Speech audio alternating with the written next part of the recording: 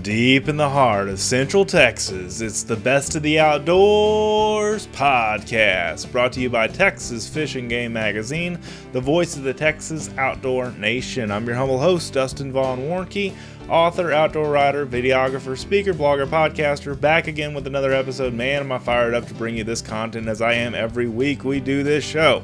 Back and better than ever, just having an awesome time in the outdoors and just happy I get to share this time with you. Today I've got an awesome guest on the show as I try to bring you every 2 weeks, and that is Jayson Sacco from the Outdoor Adventures with Jayson podcast. His name is spelled Jayson instead of Jason. I helped Jayson get his podcast started a couple of years ago, and he has just been rocking it, man. He's had great guests, great shows. He does a great job editing and everything that I've taught him to do over the years. And just really recommend that you check out his show. I'm going to put his info in the show notes, and we're going to talk about hunting and fishing, outdoor lifestyle, anti-hunters, and conservation, and all kinds of big deals like that are kind of the big issues that face hunting and fishing in today's world. And this is more of a worldly show when we talk about hunting Africa, hunting New Zealand, hunting places in Mongolia and places like that. It's just a really, really fun show. I kind of get to live vicariously through listening to Jayson's show on a regular basis of all of the different guests that he has on that talk about turkey hunting or big game hunting or small game or fishing or anything like that. I mean, there's just a lot of different great content that's on his show. So here's my interview with Mr. Jayson Sacco from the Outdoor Adventures with Jayson podcast. Joining me on the phone, Mr. Jayson Sacco from the Outdoor Adventures with Jayson podcast. How you doing today, man? Great, Dustin. I really appreciate you having me on the show. It's a pleasure to speak with you. I got to be on your show. I guess it's been a little bit over a year ago now, and I wanted to have you on our podcast and just talk about some general outdoor issues and stuff that faces hunters and fishermen and people that enjoy the outdoors. Tell us a little bit about your podcast and how people can find it, and also how you got started in this industry. Sure. Well, again, I really appreciate you having me on. It's a pleasure, and since your podcast reaches out and touches everybody here in my adopted state of Texas, man, I just absolutely love talking about this. Yes. I grew up hunting and fishing. I went one of my first hunting adventures. I was 4 or 5 years old, and I got taken to a duck blind. Mm-hmm. Now, what they were thinking taking a 5-year-old to a duck blind, I don't know, but they did. And who was this? Was this your dad, or was this? That was my dad and one of his good friends who ended up moving to Wyoming and became a hunting guide out there. Cool. So it started up, and I grew up on Lake Huron, and well, not literally on, but near Lake Huron. Sure. So we always had a boat, walleye fished, anything we could do to get out there and fish on the lakes, both the Great Lakes, Lake Huron, Lake Erie, Lake Michigan, as well as any of the inland lakes and the rivers that are all through Michigan. So Sure. There's fantastic fishing. Fishing is near and dear to my heart. Whitetail hunting, rabbit hunting, that was back before kids were so pampered like they are now. And my brother and I were the dogs. We would jump on the brush piles to shoo the rabbits out. That's great.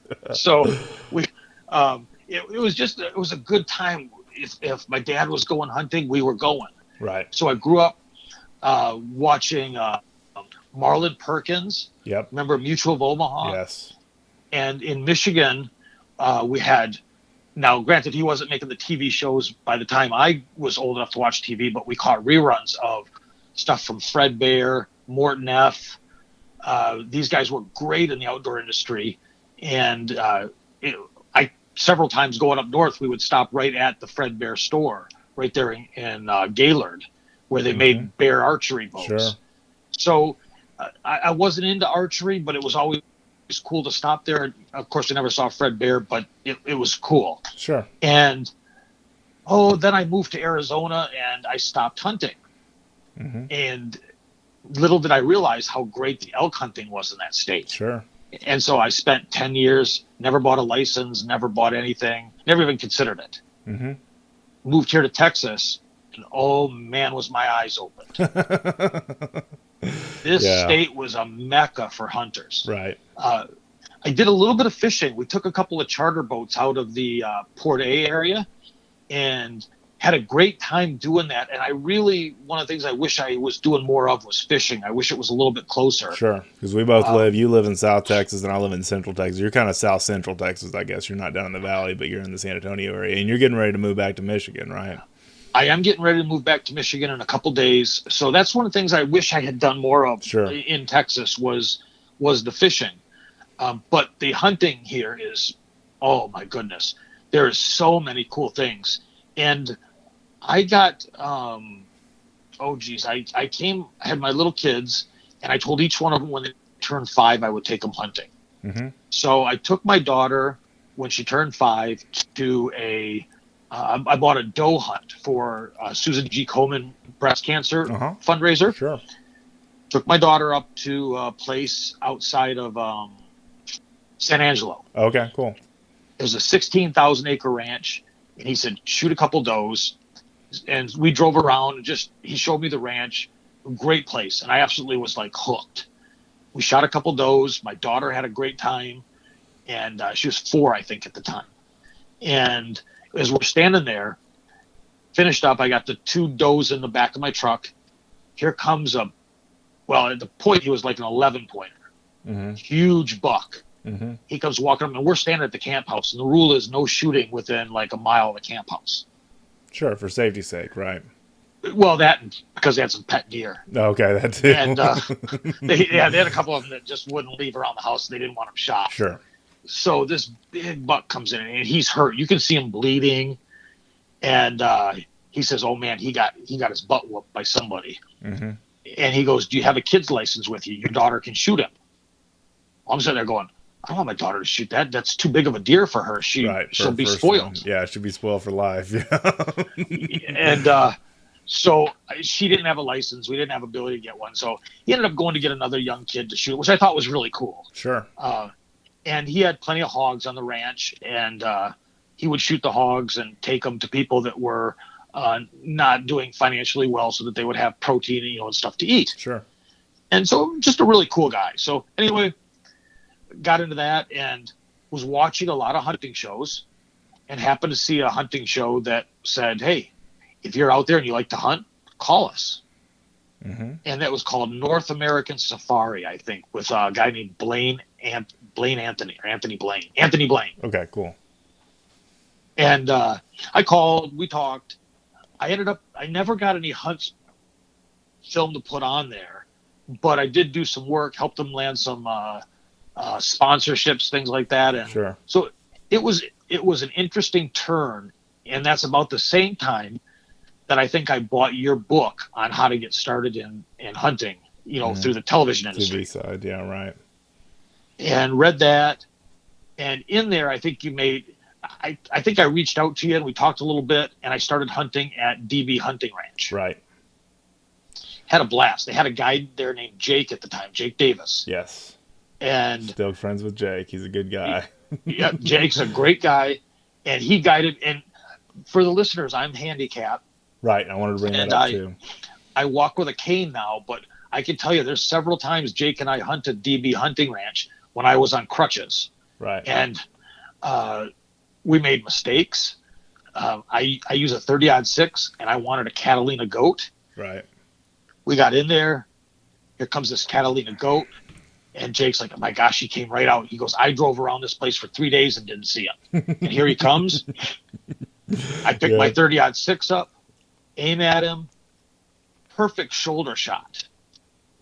Yep. Smoke clears, and he's looking at me. And I'm like, "What the heck?" I'm like, "That was a 30-06. That was a 180 grain round." Right. That's a heck of a bullet. So he's like, "Shoot him again." I shoot him again, but this time I shoot right behind the shoulder. He takes off running. I'm like, "What the heck?" Mm-hmm. I take the 2 bullets out, and I look, and I'm like, "Oh my goodness!" I grabbed the 125 grain soft points. Okay. Instead of the 180 grain rounds that my gun normally likes. Right. And these soft points, when it hit him in his shoulder joint, it did hurt him. All it did was shred. Right. And I was to Jake, I'm like, "I grabbed the wrong bullets." Mm-hmm. He's like, "Oh crud." So he had a gun on the cart, and the goat was gone. The goat had run off. Yep. So we're like, we got to kill that goat. But I'm on crutches. I can't go after him. Sure. So we hop on the cart. We take off. We get up there. And at the range we got, I hopped off the cart, shot the goat. Down he went. And so I'm hobbling over on crutches. I'm probably 8 weeks out of a hip replacement. Yep. I hobble over there on crutches, get near that goat. I'm like, the smell about knocked me over. Yeah, it's pretty bad, isn't it? And I'm like, I look at Jake and I'm like, you pick him up. Yeah, that's right. You're the guide here. and Jake was just a good guy. It is a good guy. So yeah, for sure.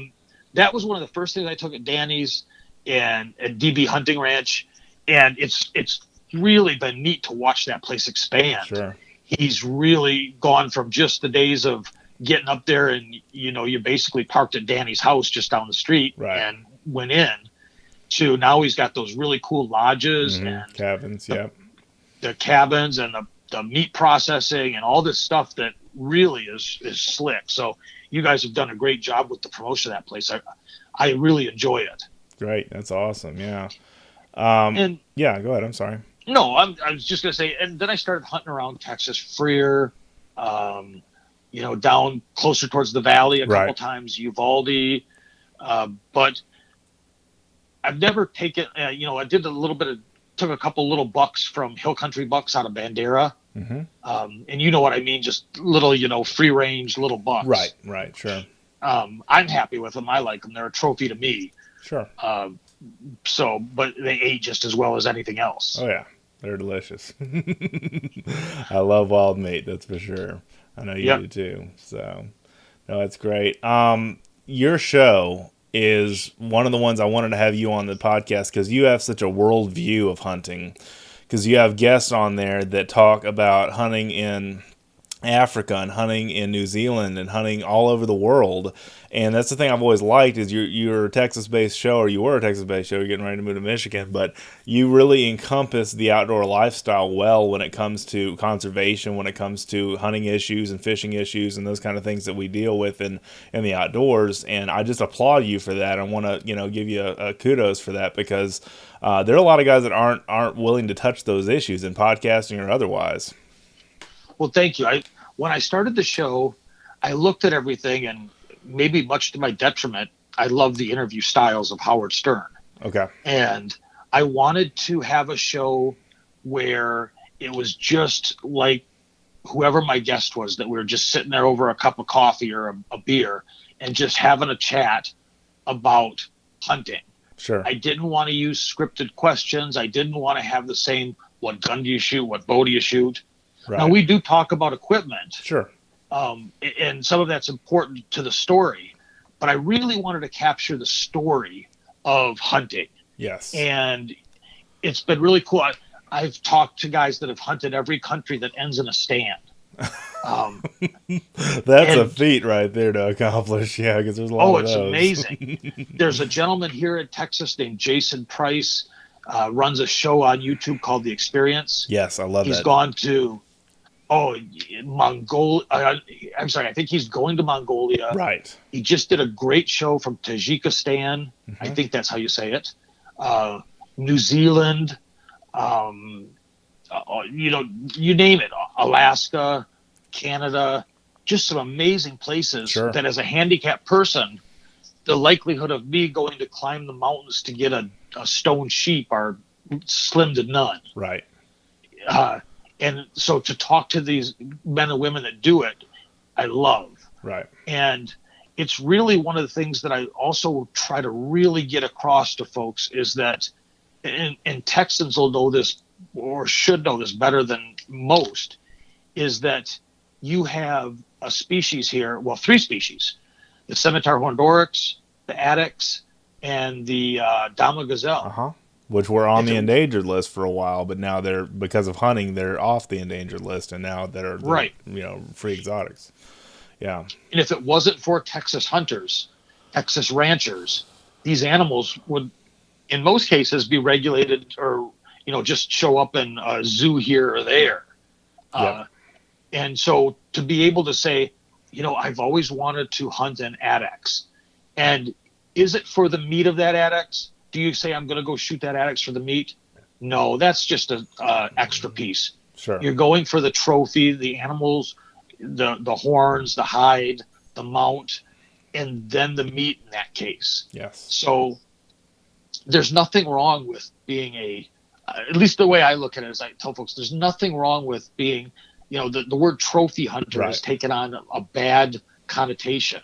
Yes, especially with the animal rights and those kind of guys. Yeah, exactly. Right. Oh, yeah. I went to Zimbabwe. I was lucky enough to go to Zimbabwe.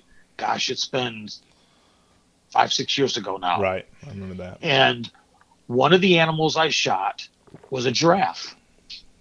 And I'll tell you, did I get love notes from the anti-hunters when I posted that picture on Facebook? I'm sure you did, yeah. But what they didn't understand, I think there's so many people that think Africa is what they see in a Disney movie. Mm-hmm. The Lion King, if you will. Yeah, right. Right.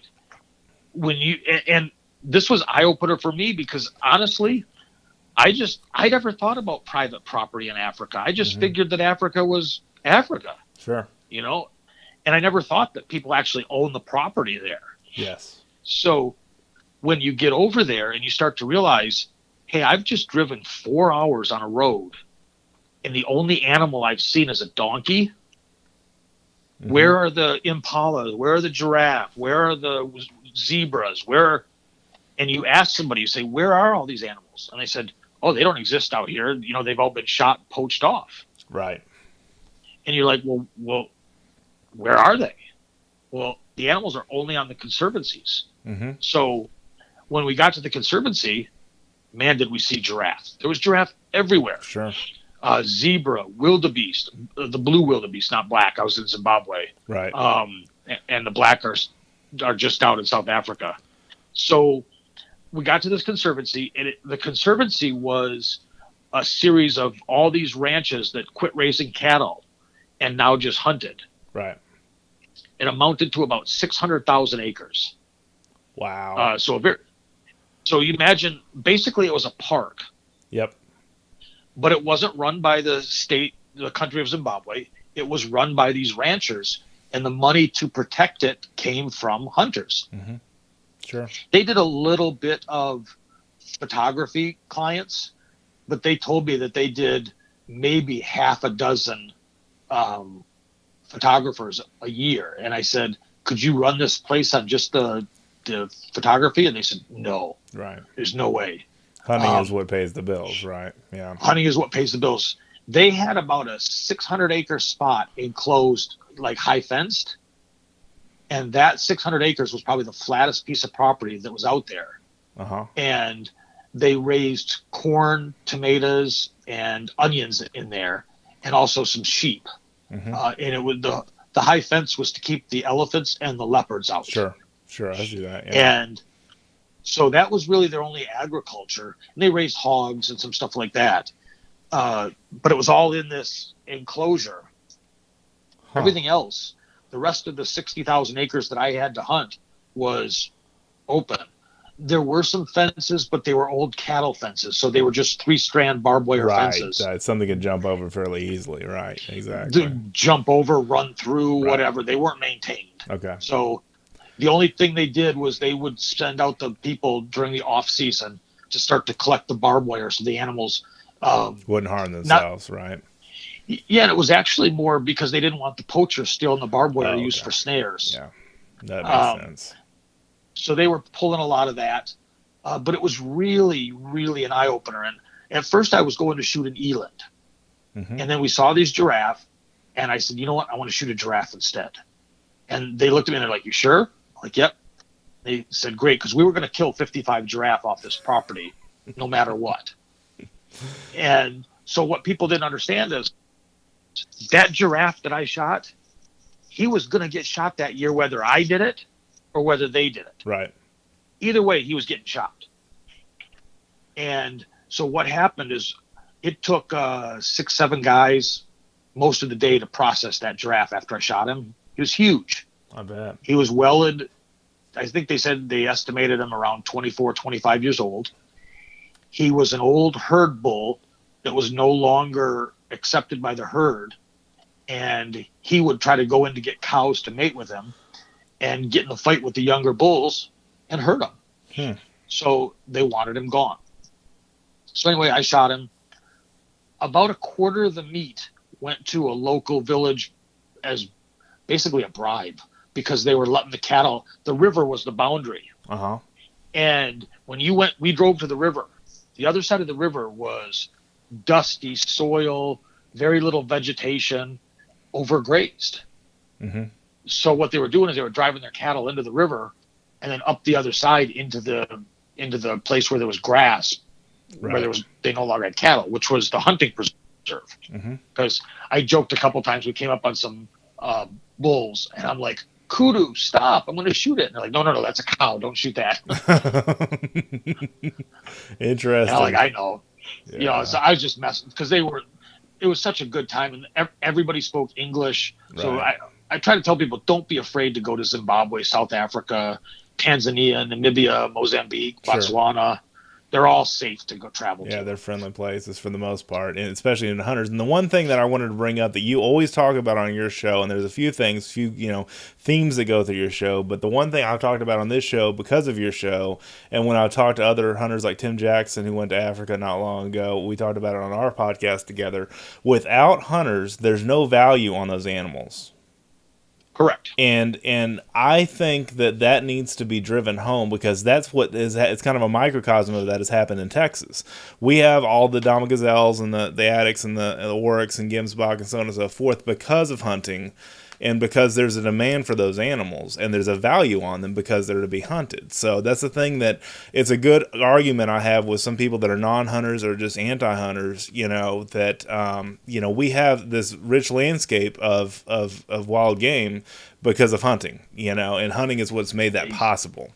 So I applaud you for bringing that up on your show on a regular basis, because I think that needs to be said. It's that old adage of, if it pays, it stays. Yeah, that's a good one. I haven't heard that one in a while. That's good. And the thing is, it's not like humans, where we pair up with one wife and we have our kids, we raise our family. You can have one herd bull for an eland, for an impala, for whatever. You have one male, and he can easily take care of 10, 20, 50, 100 females. So when you go over there, I think the misconception is that we're just, gun-toting yahoos, and we get over there and anything that moves, we shoot it. And it's not that way at all. Yeah, I agree. No, I mean, very well that when you go over there, will you take a female species of some of the animals sometimes? Yes. But there's usually a reason for that. Right. But mostly what you're looking for is the very old, mature males, because guess what? They have the biggest horns. They have the biggest mane. They have the, whatever you're looking for, the most pronounced stripes.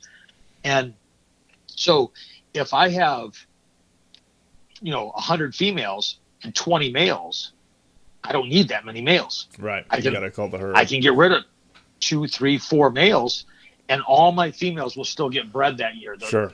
And the males that go, if they're older, they've already given their genetics away. They've already passed them on to the next generation of whatever, right?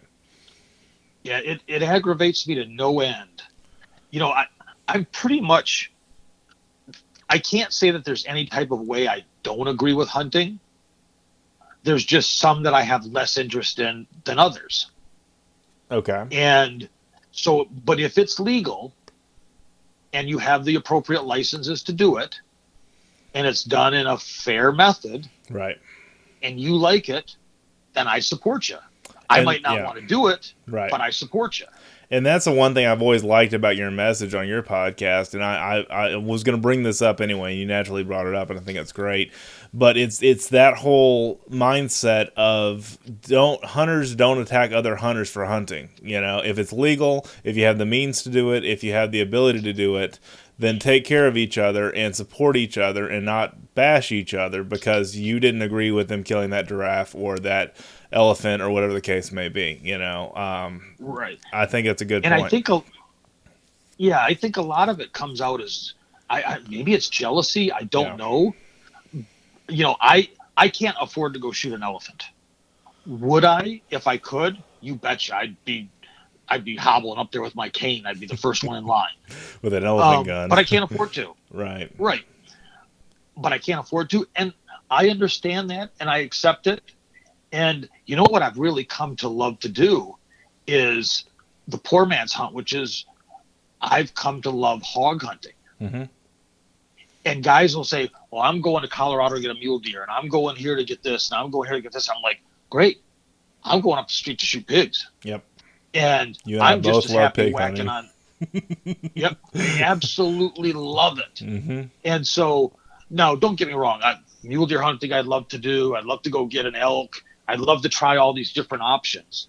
But I can be just as happy shooting pigs. Right. And so, you know, I guess what I look at is I see these postings online. They come up on my Facebook page. They come up on yours. They come up just in general is hunters attacking hunters. Yes. And it absolutely, it's such a hypocritical thing. Yeah. If you're willing to go out there and shoot a deer, then, and you bought your hunting license, hurrah. If it's got a spike or a 10-point or a 20-point, yep. Congratulations. I'm going to shake your hand, pat you on the back, and say, great job. Right. Because I'm not going to criticize you. That you bought the license. It was your right to shoot whatever deer that was legally able to be harvested. Right. Who am I to tell you that you should have shot a bigger deer? You know. No, you're right. And yeah, I agree. So if I want to shoot sandhill cranes, man, I'm going to shoot sandhill cranes. If I want to shoot doves, I'm going to shoot doves. Mm-hmm.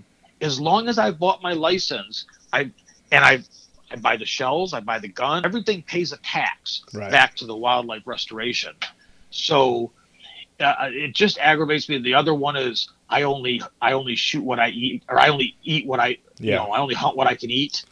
I'm like, come on. We talked about that before we hit the record button, yeah. And I'm more of a meat hunter than anything, but my office, which I know you've never been to, one of these days we'll get together, but I've got, you know, Texas doll, I've got a Catalina goat, red stag, a couple of whitetail, a couple of rams, you know, that kind of stuff. I love all of it, you know. I love to eat more than just about anything, but I absolutely love the trophy end of it too, because, and not so as much as I used to, because I buy and sell exotics, you know, now for a couple of businesses, but you know, I hate to see hunters cannibalize on themselves, is my point. Yep. And you make a great point that, you know, not just that, but also we need to support each other and get on each other's bandwagons and help each other more than we are hurting each other, because we're ruining the sport for the future of the generations, you know? Right. Generally, and I don't have the site to source this, where I can't remember where I saw it or even heard it. But I heard that hunting numbers, the numbers of hunters are going down. Right. I've heard the same thing. We're losing our kids to video games. We're losing our kids to YouTube. We're losing them to interesting things. Right.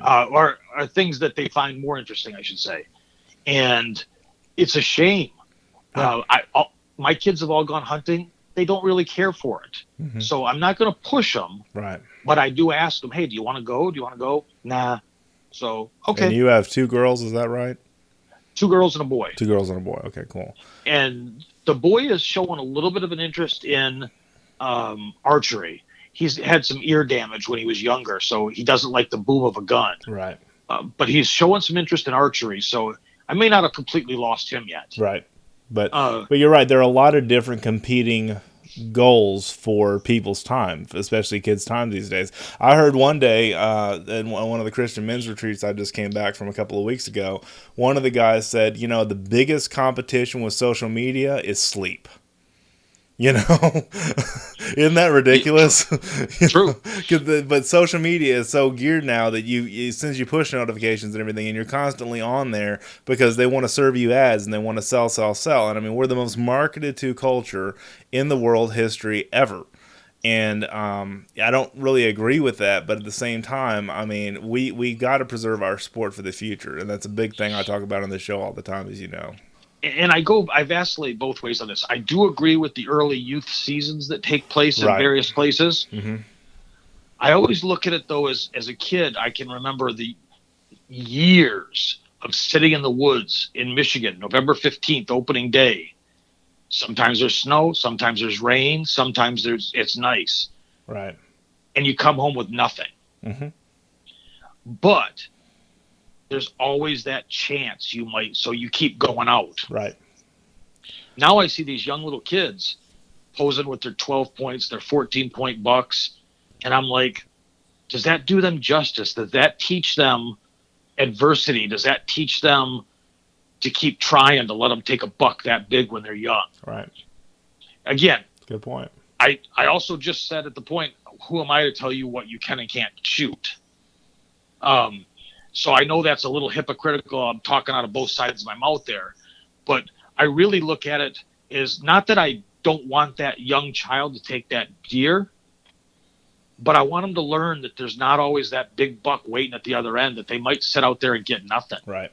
Yeah, there are disappointments in the outdoors. And that's one thing that the last show that I had on, the Cast Blast Girl Chill guys, Jeremy and Trevor, well, and one of my other guests that I had, Michael Foster, he talked about the side of, getting kids starting kids at an early age, squirrel hunting, or the basic simple pursuits, bluegill fishing, the basic simple pursuits and that kind of stuff. But, the other side of it is, where do you go from there? Where do you go from a 14 point at 12 years old? Exactly. You've kind of, I don't want to say ruined, but you've kind of, lessened their excitement for what's next, and I'm not saying it's wrong, neither are you. It's just one of those things to think about for sure. It's just one of those things where I look at it and I say, is that really helping our sport to let that young kid, and not that I don't want to take a big buck. I think it's awesome. And maybe it keeps them coming back. Only time will tell. Right. But what I really have the problem with is it's like the every kid gets a trophy thing that I don't agree with. Yeah. Where do we teach these kids adversity? Where do we teach them that there's some disappointment of, oh man, I didn't get anything this year, but there's always next year. Right. So, and again, I'm just seeing the picture with the big buck. Maybe that is the kid's 4th or 5th year out there. Right. And I'm completely wrong. And I'll accept that if somebody wants to contact me and tell me to pound sand. That's great. I get those comments all the time. So, yeah. So yeah. It's really, everybody's got to do what's right, but I want everything to be, not do what's right for them, but I want this magnificent tradition of hunting to carry forward. And again, whether it be you sitting out there popping squirrels with an air rifle, right, or you're in Africa, or you're chasing Argali sheep through some mountain in some country you can't even pronounce their name. Yep. It's fantastic. And, and that's one of the things I like about talking to the folks that go all over is I wouldn't think of hunting in Pakistan. Right. But these guys come on and they talk about going to hunt in Pakistan, and I would think, my gosh, aren't you afraid of being kidnapped or killed? Sure. And they're like, no, what you don't see is the 20 armed guards surrounding us. Mm-hmm. And I'm like, what a neat cultural experience. And, sure. There's I think they're called blue sheep or blue goats or something like that in Pakistan. Mm-hmm. And the Pakistanis raise, they're herders. They have their herds of goats and sheep. Right. So instead of shooting one of their goats, they would shoot one of these wild ones, eat that. Uh-huh. Well, then a couple of bigwigs from Pakistan went around and said, hey, don't shoot those anymore. We could sell them to people to come over to hunt. Right. That's smart. And so right, exactly. So at one point, I think there was less than 1,000 of these sheep or goats left. Again, the name of them is blue something or other, blue ibex, something like that. Okay. So an American goes over, a European goes over, whoever they want to hunt these. I think they did 6 permits, something like that for first the year. Okay, right. They took them over. They harvested the 6, I think they're goats. I think they harvested the 6 billies. Every time one was harvested, there was an $8,000 trophy fee. Wow. And that hunter had given the $8,000 to the head of the Pakistanis, whatever the tribal setup was. Yeah. And he walked over to the village chieftain. The whole village is around there, and he starts laying money in that guy's hand. Yeah. And the guy's sitting there, and he's looking at it. He says, "All this money for that goat?" Mm-hmm. And he turns around and tells everybody else, "Anybody that shoots those goats, you're not going to ever shoot anything again." Right. And so now all of a sudden they're like, "Hell, I only get $100 if I sell one of my goats, but we get 3,000 if we eat this. Right. I'll eat my own goats." Right, and I won't shoot the wild ones. Yeah, and that's kind of a lesson in conversation. Conservation. I remember you had that guy on your show, and when I first heard that, I was like, "Man, that is a really neat idea." Yep, and that was Mark Peterson, mm-hmm. and he's got Cabela's. I can't think of the name of the show right now. Okay. Instinct or something like that. Yeah, and really nice guy. He owns a travel company that sets hunters up all around the world. Right. For neat stuff, and I remember that. Yeah, WTA hunting. Yeah. So there's just all these neat stories that are part of hunting, and one thing that anti-hunters throw around, and I remember this term from a biology class in college, or not term, but this saying is the professor was part of Ducks Unlimited, and somebody was talking anti-hunting in the class, and he goes, "Find me a definition for conservation." Yes. Because and conservation is basically the wise use of a resource. Yes. And he goes, "You're not a conservationist like you keep spouting off. You're a preservationist." Yeah. And I love your show for that, because that's one of the things that I drive home to people too, that you're either one or the other, really. You're not both. Right. You can't, if you're telling people not to shoot an animal, then you're a preservationist. Mm-hmm. A conservationist believes in the wise use, and if that population can only accept 2 males being taken out of it to be a viable population, right, then we'll take 1 or 2 males mm-hmm. if there's a market for them. Right. But if there's no market, there's no anti-poaching patrols. There's no, let's do this in the United States. Where do all the state game and fish departments get their yearly operating budget from? Yeah, that's a good point. It's from conservation efforts, right? It's from hunter's licenses. It's from hunter license that fund conservation efforts is what I was trying to say. Yep. Yeah. No, exactly. So if there's no hunting, there's no, in Michigan it's the Department of Natural Resources, the DNR. In Texas, Texas Parks and Wildlife Department. Right. If there's no hunting licenses, there's none of these departments. Right, and there's none of that protection of our wildlife and our fish and that kind of stuff. I mean, that's the one thing a lot of people don't realize. I brought this up on the show before, but I had one guy on the Texas Hog Hunters Association website or Facebook group, and this is a few months ago, but he basically said, well, for hogs, if it's my own land, do I really need to have a hunting license? And I'm like, of course you do. Not just because of the law, but because of what it supports. I mean, all of that money just about goes to fund conservation efforts from Texas Parks and Wildlife in our case, or whatever. I mean, quite a bit of that money, the duck stamp. I have not hunted ducks the last 2 years, but I bought the duck stamp because it supports conservation. And the whole idea is put the money where your mouth is, like you say a lot. Right. And I haven't picked up a rifle at all this year.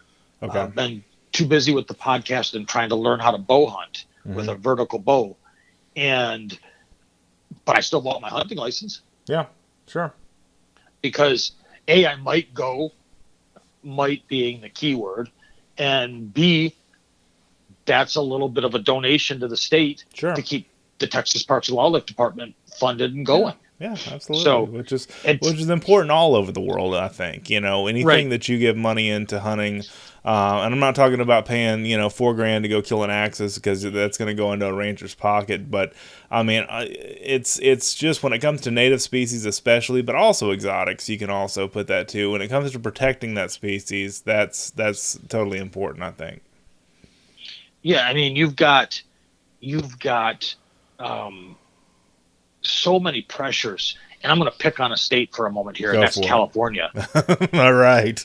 California has a rich hunting heritage there that a lot of people don't realize, but it's vastly overwhelmed by the number of anti-hunters. And as they come out, they tend to want to bring their political persuasions to other states. Right. And they don't want to assimilate in that state. They want to change it to what they just left. Sure. And if you look, my prior state, I lived in Arizona. They're having a heck of a battle right now because the folks don't want, there's a huge push to outlaw hunting of any wild cats. Right. Well, the hunters, and you know what they're using as their model as the perfect situation? What? California. Yeah, of course. We don't shoot mountain lions in California, so why should we shoot them in Arizona? Jayson, can you believe that they actually have a tag you have to put on a feral hog in California? No, nothing in California surprises me. I mean, could you imagine tagging a feral pig in Texas? I mean, I don't know. I didn't mean to cut you off. Go ahead. Oh, no. There's nothing that comes out of Texas out of California that surprises me. Yeah, I know. I was watching one of the Game and Fish, the shows they have on Discovery Channel, and they couldn't hunt hogs with dogs. They had to tag a pig, and I'm like, you gotta be kidding me, man! Nothing like that in Texas. No, but the issue we face is that there's Californians moving here in droves. In droves, yeah. That's what affected Arizona. That's what affected Oregon. That's what affected Washington. And it affected in a lot of ways Colorado. Right. And so, we certainly want to open arm and welcome the folks in as they come here and they bring jobs and good companies. Yes. When I moved here to Texas, I didn't sit here and say, well, I want to make Texas like Michigan. Right. No, I came here to Texas and I became a Texan. Right. You assimilated, like you were saying earlier. Yeah. Right. Right. Because Texas has a culture, and it was for me to respect it and become part of it and appreciate what built this great state. A fiercely independent culture we have here in Texas, Jayson. Right. And you've learned that. Well, I've learned it, but also look at Austin. Look what's going on there. Yeah, that's true. That's nearby where I live. Right. Austin's always been more hippie-ish or not as conservative as the rest of the state. But as that's gotten worse, I'd hate to see it affect things that are Texas. Right. I'd hate to see it. Enjoy. Right. Right. There's certain freedoms we take here. There's certain things that landowners understand, do, and want. And I would hate to see any of those challenged and taken away because somebody doesn't like or somebody finds it offensive. Right. Or, there's a television show where they're up by the Waxahachie, Mexia area. Mm-hmm. And the guy on that show always talks about, I'm going to shoot that pig in the face. Mm-hmm. And I love it. But you know as well as I do that animal rights activists will find that offensive. Oh, sure. Yeah. So, I find no problem with it. And I think most people in Texas that have to deal with hogs find no problem with it. Right. All it takes is the wrong person to get in there. Yep. And you've got a legal nightmare that Texas Parks and Wildlife doesn't need to pay to fight. Yep. That money's better used towards other things. Right. So, anyway, I've been on a soapbox. Well, and just to your point, though, that's why we as hunters need to stick together and not fight with each other. Right. I mean, that all goes back to the thing we started out with, Jayson, is the thing that's important. And what I love about your podcast is that you live vicariously through the moment, through the hunter, and it's opened my eyes to a different level of understanding of world hunting, of why you go to Pakistan to hunt, species there, why you go to Africa. You've opened my eyes tremendously, and I think most people that listen to your show would say the same thing, because but it's those kind of things that we need to unite together with and not fight about. That's just my point. Well, I started my podcast based upon the help that you gave. Right. Bought all this equipment and then called you and had no idea how to hook any of it up. Right. And I remember that. It was your help that got me started. And I can honestly sit here remembering recording my first episode going, how's anybody going to find me? Right. Yeah. Why would anybody listen? Mm-hmm. And while I did take a little 3-month sabbatical here in the fall, I'm pushing on 50,000 downloads Right. with the show. And to this day, it blows my mind when I look at an episode that's launched. I'm like, somebody from Mongolia downloaded it. Yeah. Somebody cool. from United Arab Emirates. And Mm-hmm. I'm like, how do they find this? Right. And so it's really cool, the power that Facebook has to help spread your message. And it was with your help that I was able to push through and finally figure out how to plug what into what to actually make get my message out there. So right. I can't tell you how much I appreciate that. And for anybody that's wanting to start a podcast, they're a blast. Contact Dustin for help. He's the guy that can set you up, whether it be a YouTube channel, podcast, all of it. I owe that all to you showing me the right ways to set this stuff up. Well, and I remember I built your website, or helped you build your website after you kind of got it started and said, this is not like what I'm used to dealing with. Come help me, and I'm always happy to jump in there and do that kind of stuff because I just love helping people, and that. So that's kind of where my heart is and all that stuff. Well, hiring you was the best money I ever spent. Thanks. And it's paid itself back time after time after time. And getting this message out there, getting this, again, do I think all of us hunters are ever going to get together and sing Kumbaya around a campfire? No. Right. But should we? Yes. Yeah. Whether you're hunting hogs with dogs, bears with dogs, chasing elk, chasing some crazy sheep or ibex through the mountains. I support you. If you've paid your money to do it and you have the wherewithal to do it, right, and you've got the licenses to do it, I'm your friend. I'll back you 100%. Right. And that's the thing I've liked about, the whole concept of what we both do in podcasting is about making the outdoors more accessible, whether it be living vicariously through one of your guests or the tips that I give on the show and the gear reviews and stuff that I try to do to make people, think, or just invite people to think, look, I can get out in the outdoors and do something cool, because of the message I heard on a podcast. And that's why I do this. I just love this stuff. Exactly. And I kind of looked at mine, as I said, just an interview show. And when you look at something like Marlin Perkins, I'm not going to go to Pakistan, as I said, because of my handicap. Sure. There's a lot of things I'm not going to do. But if I can bring that to you and that motivates you to just go out and go hog hunting. Yep. Take a kid out, take your wife out, Yep. take your uncle out, take somebody with you. Because I tell you what, as much fun as I have shooting a hog, I get far more enjoyment out of it when I take somebody out there that's never done it. Right. And they maybe said, well, I don't want to shoot a hog. Well, I'll just go to the store and buy pork. Right. Oh, come with me. And when they shoot that and they're excited and they realize they're taking 40, 50, 60 pounds of pork home and that they killed. Yep. That they killed, they provided it for their family. And it's just an amazing experience to watch that transformation of them as they go, I did this. Right. This is this. from me. Right. This is, yeah. No, I really honor you and what we're both doing, because that's really making it, more accessible, more inspirational, motivational outdoor lifestyle, because it really is all boils down to a lifestyle choice of what we do in the outdoors. Because of course we could go buy our fish at the supermarket, or we could go buy pork or venison or whatever and have it shipped straight to our house, but it's about, like you've talked about a lot of times on your show, it's about that experience. Exactly. It's about that connection with nature, with God, with whatever you believe. It's about that experience. And that's one thing your guests have really driven home in my mind and really opened my eyes to see this world is so diverse and huge, and there's so many opportunities out there to enjoy the outdoors in whatever continent you go to and whatever, any of that. It's about the experience. So, yeah.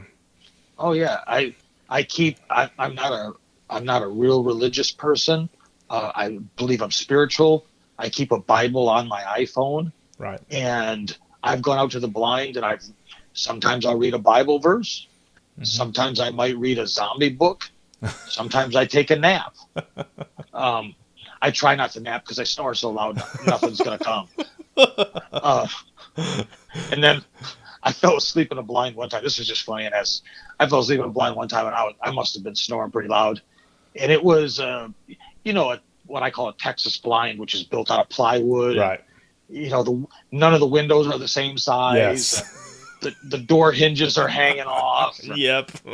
I had the front window open, and it was huge. And it had a flap of like mesh hanging in front of it to keep the bugs out. Mm-hmm. So I had that thing open. And it was hot. It was maybe early September. I fell asleep in the cook box I was sitting in, and I woke up I opened my eyes, and about 4 inches in front of me was a cow. Sticking his head in the blind. He stuck his head in there, and I just went, "Whoa, whoa, dude! Who are you? And as soon as I did that, the cow jerked back and about knocked the blind over, and then you startled it, Jayson. Oh, we were both startled, and I looked out. So I took a picture of the cow with my phone, mm-hmm. and I texted the guy's place I was hunting. And I said, "My gosh, you should see the huge deer that just came in." And I said, "Here's a picture of it. I'm about to shoot." And oh man, my phone lit right. Don't shoot! That's a cow. Don't shoot! That's a cow, dude. Well, yeah, I know. I'm well aware what the distance is. Just messing with you. You were face to face with domestic nature, right? Yeah, was that what you'd call that? Face to face with 1,400 pounds of sirloin. Yep, that's right. Oh my gosh. So it's a great state. This is an adopted state of mine. I love it. I hate to see anything change. There's fantastic conservation going on here. Texas Parks. If you have not entered the Texas Parks and Wildlife drawings to earn preference points towards some of the exotic animals, yep, they're great. You get out there and do it for $3. Mm-hmm. For $3, you can put in for a chance to win to shoot a sable. Right. That's a very expensive African animal to shoot too. Yeah. $3 and then I think $100 license fee when you get up there, $130. Mm-hmm. Same thing with mule deer, and so there's some great opportunities that if you're not putting in for those, first of all, thank you because you're making the odds for me better. Right. But I really do encourage you to go out and put in for them. Right. Exactly. No, that's great. And so, yeah, it's just a great state. There's great opportunities. It's a great nation. There's so much public land to go hunting that's maintained by license fees, whether you're in or out of state. Right. Go out there and pick something that you really want. Mm-hmm. Whether it be a white-tailed mule deer, bighorn sheep, elk, yeah, whatever, right? Elk, whatever. Pick that. Decide the area you're going to go. Don't let anything hold you back. Mm-hmm. If you have any type of handicap whatsoever, feel free to reach out to me. There's some great programs that are designed to get people with disabilities out in the hunting. And I'll tell you, New Mexico, much to the detriment of non-handicap hunters, it's a mobility impaired hunt for elk. Wow. In the middle of the rut in two of the three best areas in the state to hunt elk, which is the Gila and the other forest over by Rio Doso. Mm-hmm. But right in the middle of the rut is a mobility impaired hunt. These elk are going stupid trying to breed, and you can shoot out of a truck if you're mobility impaired. Right. And I don't fault anybody for doing that. If that's the only way you can get out there to shoot, right, do it. Right. It's legal. Yeah, if it's legal and if it's workable. Tell folks, Jayson, because we need to close our show here pretty soon. How do people reach out to you? And I'll put your podcast link in on iTunes in the show notes and your website and that kind of stuff too. But tell people how to find you. Sure. The best way is you can head out to my website, which is www.oawjs, stands for Outdoor Adventures with Jayson Sacco.com. So oawjs.com. They can contact me through there or email me directly at Jayson, it's Jayson, d.sacco, Sacco, @gmail.com. And I'd be happy to answer, talk with you, listen. I love hunting stories. If you've got something you want to come on the podcast, talk about, let me know. That's great. And, but I can't tell you how much I appreciate everything you've done for me, Dustin. Yeah, sure. Again, without what you've done for me, I wouldn't be at the point where I'm at now and just having a good time and just enjoying who I talk to. Yeah. I'm trying to just talk to the every some people got more money than others, but we're all still Americans just out there having a good time hunting. Right. And that's the thing that I've always honored about what you're doing is that you're making, your podcasts aren't so much interview, they're conversational and they're relational. They're not transactional. And I try to do the same thing on this show. In fact, you've actually inspired me to do more on my show, to even make it more casual and just like we're drinking coffee or drinking a cold one, and that's what I really honor about what you're up to. So that's great. Well, thank you. And again, it was a pleasure. Anything I can do to ever help you, you know where I'm at. Just reach out and I will. And to any of the listeners, keep going strong on the Texas Fish and Game stuff. It's a great outlet. I love waiting for my digital copy to come. And so everybody, it's been a great state, and I can't wait to move back once my kids are a little bit older. That's great. Thanks again for joining us.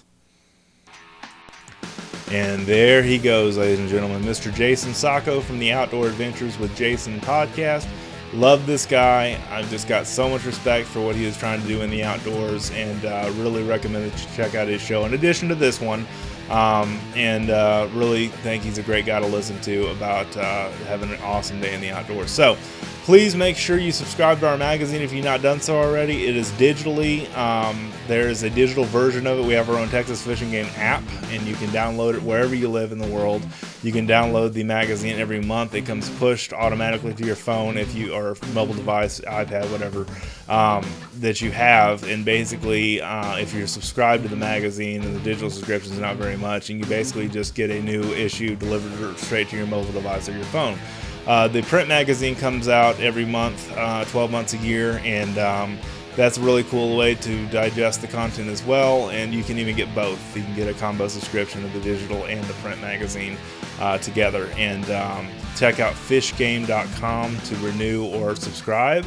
And fishgame.com is where you'll also find some reviews that I've written about some different products, some gear reviews that I've done. I've got 2 Coast reviews that I've got out there right now, a Coast knife and a Coast flashlight. And I just posted those up last week for when you're going to be hearing this show. And if you've not done so already, please subscribe to our newsletters. We have the Tactical and Practical Tuesday newsletter. We have the Wildlife Wednesday newsletter, which is done by our editor-in-chief, Chester Moore. And then we also have the Thursday Texas State of the Outdoor Nation newsletter. Awesome content there. It's like getting a mini magazine 3 times a week. It's really cool.